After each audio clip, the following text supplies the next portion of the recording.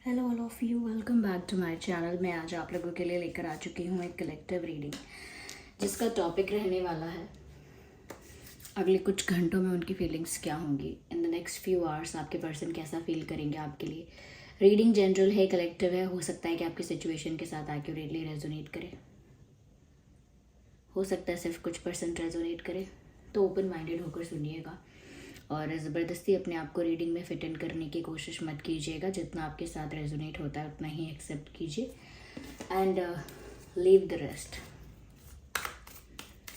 ये रीडिंग सभी zodiac science के लिए है, हर उम्र के व्यक्ति के लिए है, टाइमलेस है। जब भी आप इस वीडियो तक पहुंचेंगे यह है आपके साथ तभी रेजोनेट करेगा, फिर चाहे आप इस वीडियो तक कितने भी समय बाद क्यों ना पहुंचे हों।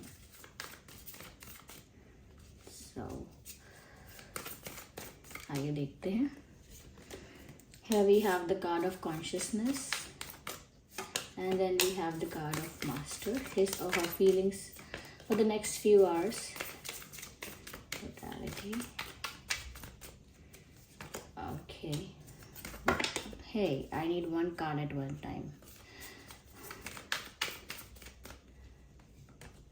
So yes, interesting. मुझे लगता है व्यूअर्स कहीं ना कहीं आपके जो पर्सन हैं अगले कुछ घंटों में कुछ ऐसा विचार कर रहे हैं जहाँ पर वो जो भी करें बहुत सोच समझ के करें। ऐसा लगता है कोई कैलकुलेटिव स्टेप लेने के बारे में सोच रहे हैं। यस, ऐसा सोच रहे हैं कि मुझे जल्दी नहीं करनी चाहिए, जल्दी में आगे नहीं बढ़ना चाहिए या जल्दबाजी में डिसीजन नहीं लेना चाहिए, और कुछ एक्शन या डिसीजन लेने के बारे में सोच भी रहे हैं। कोई डिसीजन लेना भी है, किसी एक्शन को लेकर कुछ डिसाइड करना भी है कि एक्शन लें ना लें, अगर कोई एक्शन लेना है तो कैसे लेना है। तो कहीं ना कहीं they have something in their mind, उनके दिमाग में कुछ चल रहा है कि उन्हें कुछ करना है इस इनके आप दोनों के बीच या इस कनेक्शन में उन्हें कुछ करना तो है, या तो कोई डिसीजन, कोई conclusion. There is something in their mind, लेकिन वो चाहते हैं कि वो उस चीज़ को जल्दबाजी में या हड़बड़ाहट में या इमोशंस में बहकर, भावनाओं में बहकर, या कहीं ना कहीं गुस्से में आकर, या किसी भी ऐसे इमोशन में जो एक्सट्रीम है, किसी भी ऐसे भाव में जो बहुत ज़्यादा एक्सट्रीम है उसमें आकर, या फिर जल्दी में या बिना सोचे समझे रैंडमली किसी नतीजे पर या किसी डिसीजन पर ना पहुंच जाएं, इसीलिए बहुत कैलकुलेटिवली स्टेप लेना चाह रहे हैं।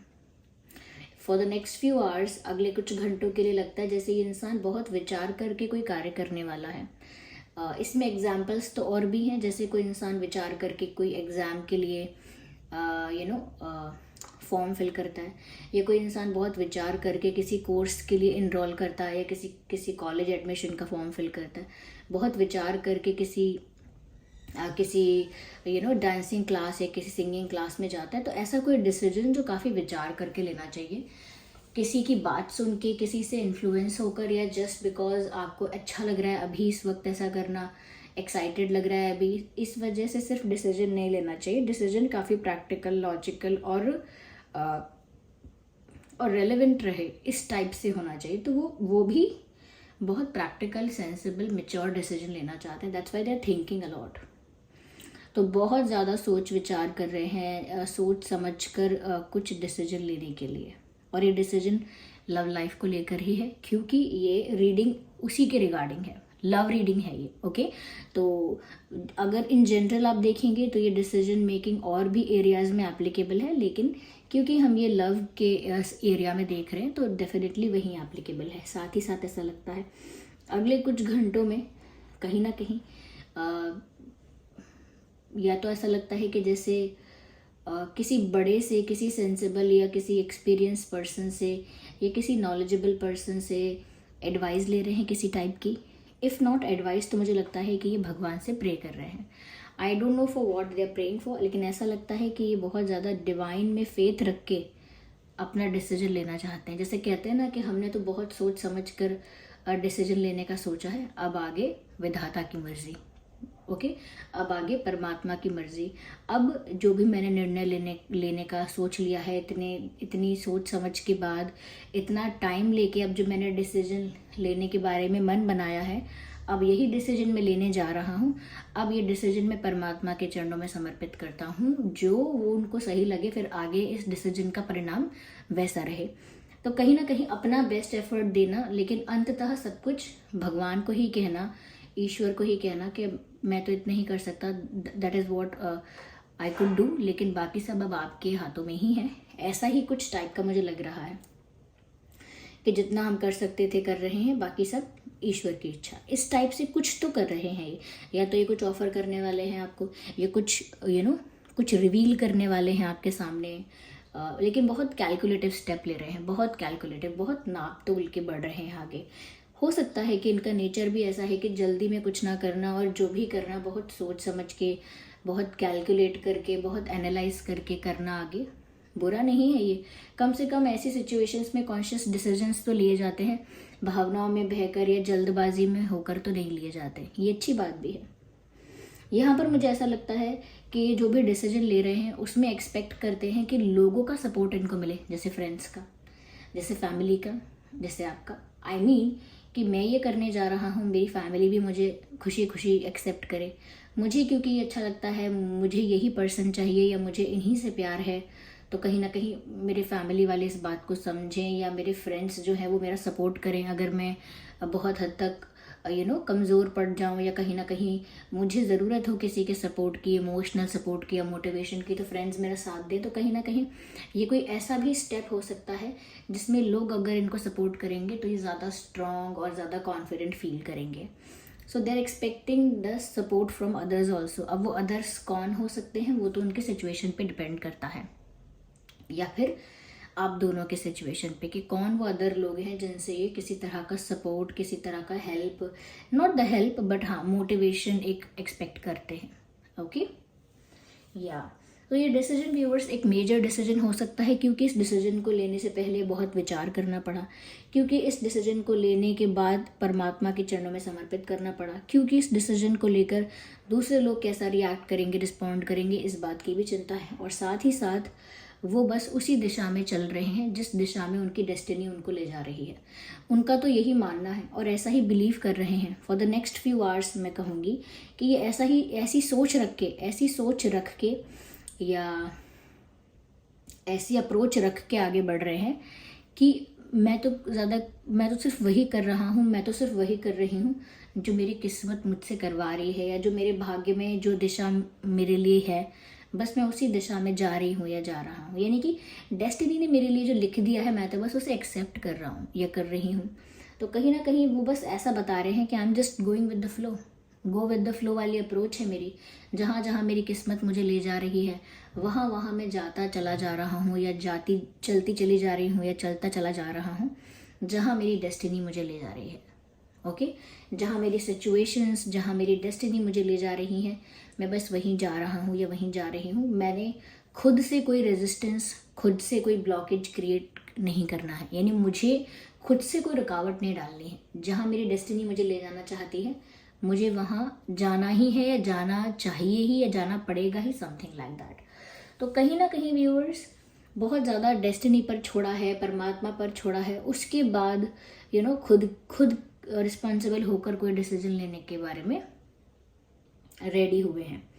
ऐसा भी लगता है कि ये डिसीजन तब ले पा रहे हैं जब इन्होंने सच में समझ लिया है, सच में इनको बहुत सारे रियलाइजेशंस हो गए हैं कि ये कहाँ खड़े हैं इस रिलेशनशिप में खड़े हैं कहाँ, मतलब इनकी पोजीशन अब क्या है, इनकी वैल्यू अब क्या है। ओके और कहीं ना कहीं कितना फेवरेबल है इनके लिए, कितना अनफेवरेबल है इनके लिए। सच में इनको बहुत कुछ रियलाइज़ हो गया है अपने बारे में, और अपनी फीलिंग्स के बारे में बहुत कुछ रियलाइज़ हो गया है, अपने डिज़ायर और अपने इमोशंस के बारे में बहुत कुछ रियलाइज़ हो गया है कि एट द एंड ये चाहते क्या हैं। ओके और एट द एंड इन्हें चाहिए क्या और वो कर कैसा रहे थे, यानी कि चाहिए मुझे ये और कर मैं कुछ और रही हूँ। यानी बनना मुझे अच्छा डांसर है और प्रैक्टिस में सिंगिंग की कर रही हूँ। ओके या मुझको अच्छा डिज़ाइनर बनना है लेकिन मैं बास्केटबॉल की प्रैक्टिस कर रही हूँ, तो ऐसे तो नहीं चलेगा। तो यहाँ पर भी इनको बहुत सारी चीज़ें रियलाइज़ हुई कि इनका दिल क्या चाहता है, इनके सच्चे भाव कैसे हैं आपके लिए व्यूअर्स, कैसी फीलिंग्स हैं इनकी आपके लिए, और आपकी वैल्यू क्या है इनकी लाइफ में, और कहीं ना कहीं आपकी क्या इम्पोर्टेंस है इनकी लाइफ में। बहुत सारी चीज़ें जब इनको रियलाइज़ हुई हैं तब उनको समझ में आया है कि आप उनसे कई ज़्यादा हायर पोजीशन पे हो, या कहीं ना कहीं वो एक मिस्टेक कर रहे हैं अगर वो आपको जाने दे रहे हैं, या कहीं ना कहीं अगर वो कोई एफर्ट नहीं ले रहे, कोई स्टेप नहीं ले रहे, कोई डिसीजन नहीं ले रहे, तो कहीं ना कहीं वो एक गलती कर रहे हैं। तो उनको बहुत सारी चीज़ें रियलाइज़ हुई हैं और बहुत सारी चीज़ों पर पछतावा भी हुआ है। पछतावा मतलब कि सीखना डांस था लेकिन प्रैक्टिस मैं सिंगिंग की कर रही हूँ। तो वही, इन्हें चाहिए तो अपना प्यार था लेकिन इन्होंने किया कुछ और। ओके, प्राप्त तो आपको करना चाहते थे, प्रेम तो आपसे हुआ था, कहीं ना कहीं अपनापन और अटैचमेंट आपके साथ हुई थी, बट ध्यान और अटेंशन और एफर्ट कहीं और ही लग रहा था। आई एम नॉट सेइंग किसी और पर्सन में लग रहा था, but they were busy somewhere और they were just taking you for granted. या तो कहीं व्यस्त थे, या आपको बहुत लाइटली ले रहे थे, फॉर ग्रांटेड ले रहे थे, या फिर रिलेशनशिप और कनेक्शन को लेके इतना सीरियस अप्रोच नहीं था। तो ये सोच विचार और गहन विचार और बिल्कुल डिसीजन लेना, रियलाइज करके कंक्लूजन्स पे पहुंचना, इस तरह की थिंकिंग चल रही है अगले कुछ घंटों में, तो ऐसा लगता है डेफिनेटली। आइए हम और क्लैरिफाई करते हैं विद दिस डेक।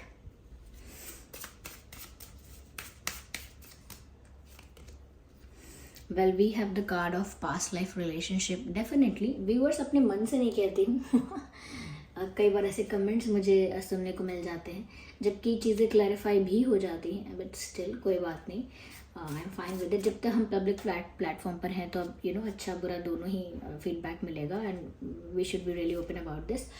तो यहाँ पर पास्ट लाइफ कनेक्शन बताया जा रहा है और मैसेज भी है, yes you have known each other before. आप इससे पहले किसी लाइफ टाइम में एक दूसरे से मिल चुके हैं, किसी कनेक्शन में रह चुके हैं, एक दूसरे के साथ डील कर चुके हैं।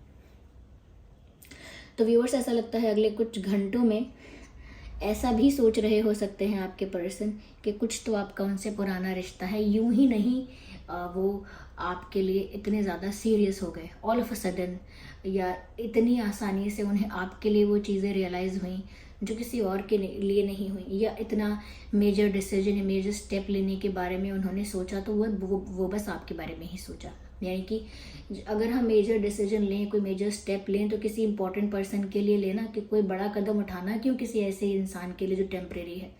तो कहीं ना कहीं उनको बहुत सारी चीज़ें रियलाइज़ हुई और उनको आपकी इंपॉर्टेंस पता चली, तो उन्होंने सोचा हो सकता है कि आई थिंक ज़रूर इस इंसान से मेरा पुराना कोई रिश्ता है, वरना ऐसे किसी के लिए फील करना या ऐसे all of a sudden realisations और चेंजेस होना नेचुरल या नॉर्मल नहीं है तो वो सोचते हैं शायद आप लोग सोलमेट्स हैं। और definitely viewers there are chances, क्योंकि कार्ड आया है तो हो सकता है पास्ट लाइफ कनेक्शन आप लोगों के बीच है। पास्ट लाइफ में आप इनसे मिल चुके हैं, इनके साथ किसी रिश्ते में, किसी तरह के संबंध में, कनेक्शन में पहले भी रह चुके हैं, और इस लाइफ टाइम में आप लोग फिर से मिले हैं। ऐसा भी लगता है कि अगले कुछ घंटे में जैसे ही आपको हक करना चाहता है, बैकवर्ड्स, पीछे से आके, जैसे हम किसी की आंखों पे हाथ रखते हैं ऐसे पीछे से आके जैसे किसी को हक किया जाता है, ऐसे बैकवर्ड्स आपको पीछे से आके हक करना चाहते हैं, but they really want to hug you. Healing family issues, मैंने कहा था ना कि एक्सपेक्ट कर रहे हैं कि जो भी डिसीजन लें, जो भी स्टेप लें आगे जाके उनकी फैमिली इशू ना क्रिएट करे या अगेंस्ट ना चली जाए, कहीं ना कहीं सपोर्ट करे या एक्सेप्ट करे उन चीज़ों को। तो यहाँ पर फैमिली इश्यूज की बात तो आई है, कहीं ना कहीं लिखा भी है, your love life benefits as you forgive your parents. कहीं ना कहीं व्यूअर्स पेरेंट्स हो सकते हैं, ये फैमिली में और भी मेंबर्स हो सकते हैं जो इनकी लव लाइफ को थोड़ा बहुत कंट्रोल कर सकते हैं, या अफेक्ट कर सकते हैं, या इंटरफेयर कर सकते हैं, या इन्वॉल्व हो सकते हैं इनमें से कोई भी चीज़ हो, लेकिन पॉजिटिव होनी चाहिए थोड़ा इनको फैमिली का डर है या टेंशन है, ये जो भी डिसीजन लेना चाहते हैं उसमें फैमिली का इन्हें ज़्यादा टेंशन है कि फैमिली जो इशू है वो रिजॉल्व होना चाहिए। देखिए मैंने कहा था ना कि इनके फैमिली का इनके लव लाइफ पर कंट्रोल हो सकता है या कंट्रोल ना कर ले, इस बात का इनको डर रहता है। और यहाँ मैसेज भी आ गया है, let go of control issues, यानी कि खुद भी उस कंट्रोल्ड सिचुएशन से बाहर आना है, and do not allow someone else to control your life and your decisions.